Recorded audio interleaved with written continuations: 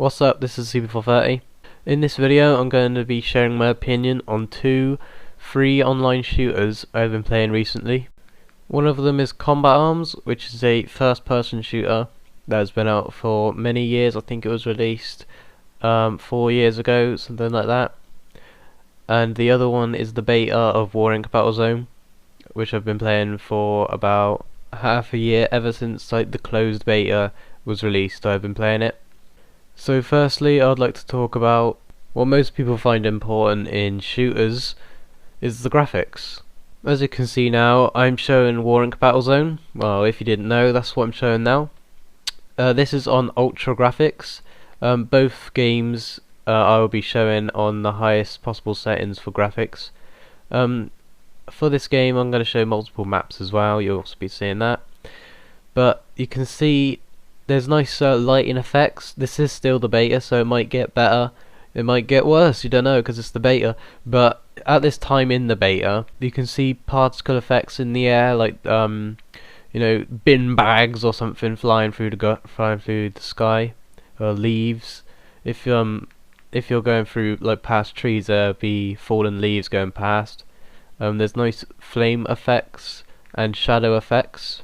Also, the road and paths and buildings have quite nice effects. Like when you're going to a path, it doesn't look like jagged, like they've made out of squares. It's actually you can see it's nice and curved, and rocks and things like that look curved. As we'll see later, there is quite a difference with Combat Arms. One of the best graphics I've seen for a free game. The only thing I would say that isn't very good with the graphics is the character models for the skin isn't very good, and you probably won't be able to see it in the video, but when you're playing you can see on the back of my guy's head, you can see there's a seam down the middle of his head where they've made the character model, where they've copied the left side over to the right side. But the gun models are quite good graphics, except the scope is a bit 2D, but otherwise it's very nice graphics. Alright, now we'll go on to Combat Arms. This game does have nice effects in the walls, and I really like the gun. I really like the graphics of the gun, but it will probably be the same on Battlezone. It's just that this is a first person, so you can see the gun more clearly. But the walls and stuff does have quite a nice detail of texture, but you can more easily notice things, like you can notice sometimes the floor or rocks look jagged, unrealistically jagged. They are square or triangular shaped. Or things like circles in the game that aren't the gun, you can see them all jagged. It's more of an octagon rather than a circle. As in Warring, it would actually be more of a circle, and it would be much more round than it is on this game. Combat Arms doesn't have any, it does have some, but it doesn't have much lighting effects. It's basically bright all the time. There's slight shadows on walls, but not very strong. Some shading inside of a building, but it's either daylight or nighttime. There's no sunset or mist, or unless you throw a smoke grenade there won't be any smoke. It's you don't see heat from the barrel or things like that. It's very simple graphics, which because Combat Arms is an older game, you would expect, and because Battlezone is a newer game, you would expect it to have good graphics, which is very good graphics for a free game. But personally, my own opinion, I prefer the graphics of the gun in Combat Arms. And because Combat Arms is a first-person shooter, it is pretty good. But that's what I'm going to talk about next. The overall gameplay of both the games. because it won't be a very fair comparison if it was just based on graphics. Okay, so first we'll go back to War Inc. It's a third-person shooter. There's no cover system, there's just crouch and sprint and, left, right, forward, back. The disadvantages of a third-person shooter is that people tend to stay in buildings and just use the camera to see around corners. So when you're trying to run around the map to try and find someone to kill, they just pop out and kill you straight away, and you're like, what the hell, where did he come from? Because that is unrealistic, because in real life you won't be able to just see around corners, which could be counted as a positive if you do it, but in my books that's a negative because it is unrealistic. As with Combat Arms, it is a first-person shooter, so everybody who plays Call of Duty knows what a first-person shooter is. It's basically, there's no cover system, there's crouch. In this game, there's no prone. There's not as much camping because you can't see around corners. You can just everyone just runs around trying to kill people, not using as much cover as you would use on War Inc. Battlezone, because there's the third-person aspect. Like, I personally prefer the first person.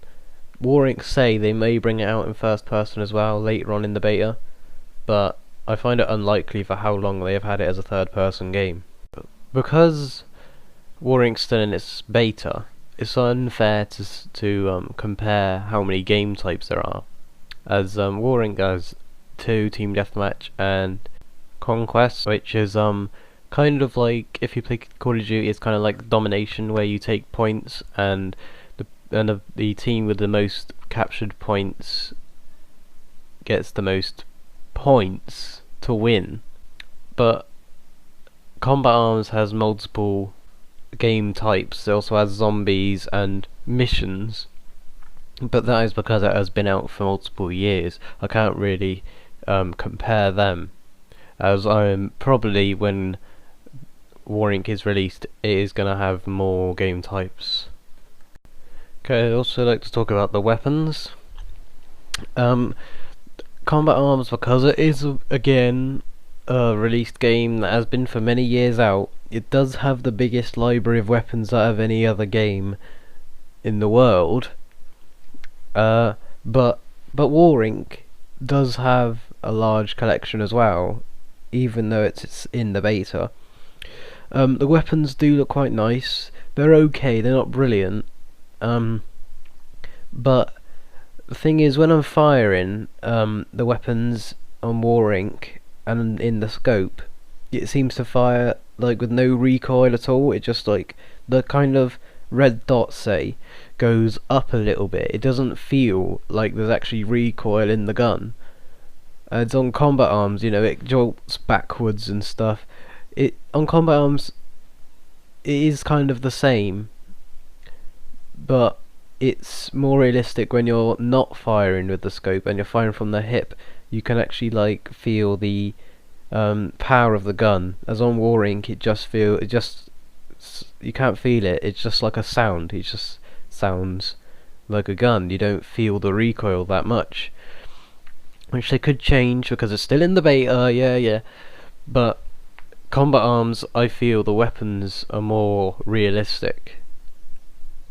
Finally, I'd like to talk about the ranking system in both games. On Combat Arms, there is a lot of ranks. I think there's over 50, but it takes a lot of time to get up to the highest rank. I've been playing Combat Arms for about 2-3 years, and I'm still not even halfway in the ranks. As on War Inc. in the beta, I nearly got to the maximum rank you can get, but then I got put all the way back to number 1 because the beta changed and it went onto Steam. But the difference is, on Combat Arms, when you rank up, you get, say, some XP and some money. which you do get on War Inc as well, but on War Inc you may get a free weapon or free item as well, depending on what rank. Another difference is on War Inc you get points which you can upgrade certain things on your character, so you can upgrade the speed you run or upgrade your weapon damage, which makes it, if you are a higher rank on War Inc, you automatically be better than someone who is a lower rank, because your weapon can fire faster or higher damage, or you can have more protection than a lower rank, even if the lower rank was much more skilled than you. Which on combat arms, in like a level recruit, even if they're like really good, they could still beat you. Even a level recruit could be the highest level in the game if they're better by skill and have the same gun. But on War Inc, that would never be able to happen, because the highest rank in the game can kill with the same gun in 2 shots, as a recruit would just be able to kill in like 10 with the same gun because of those upgrades, which I find kind of stupid, because you don't have a chance against higher levels, and I think they should change that system. But that's what they're doing with the game, and that means you always have to fight against someone who is within your level boundary, or you're just going to get owned unless you're good. As on War Inc, not many people play in the lower level, 0 to 5 level, so I'm always ending up playing against higher levels, and it's harder than if you're just playing with people that are your level also. But anyway, that's the end of my comparison. My personal opinion as well. Sorry, I went on a bit of a rant in the middle, well, in the middle at the end really, but I personally prefer combat arms. I prefer the first person, and the I don't really mind about the graphics. The graphics aren't really a big issue for me. But but the combat arms graphics are really nice for a free to play. I just prefer the gameplay of combat arms does just tilt the favour over to combat arms for me. So yeah, I'll see you in the next video. Like and subscribe. See ya.